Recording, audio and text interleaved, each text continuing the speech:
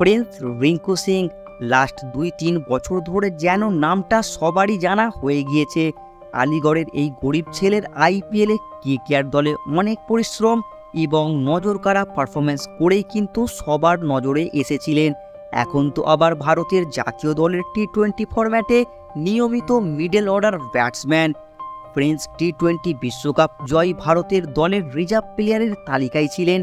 Last Zimbabwe সিরিজও খেলেছেন ভারতের হয়ে। সামনের শ্রীলঙ্কার বিরুদ্ধে টি-20 স্কোয়াডেও নাম রয়েছে তার।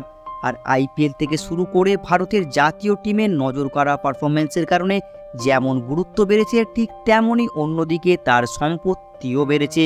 প্রিন্স, এবার প্রশ্ন হচ্ছে গরিবের ছেলে রিঙ্কু সিংয়ের এই মুহূর্তে সম্পত্তির পরিমাণ কত?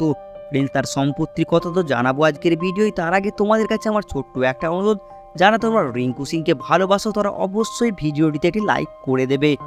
প্রিন্স, আইপিএলের রিঙ্কু সিংয়ের যেমন বেতন বেড়েছে তেমনই কিন্তু ভারতীয় ক্রিকেট বোর্ডের বার্ষিক চুক্তিতেও যুক্ত হয়েছেন এখন।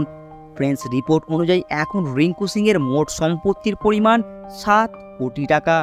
রিঙ্কুর কাছে আছে prince bullet, Maruti Suzuki Swift, turbo diesel field Endeavour, Toyota Innova Crysta, Mahindra স্করপিওর মতো গাড়ি। হ্যাঁ প্রিন্স, 7 কোটি টাকার সম্পত্তির সাথে প্রিন্স রিঙ্কু সিংয়ের কাছে কিন্তু এইসব গাড়িও রয়েছে। আর আলিগড়ের ওজন সিটিতে 200 গজের একটি প্লটও রয়েছে বলে আপডেটে আমরা জানতে পারছি।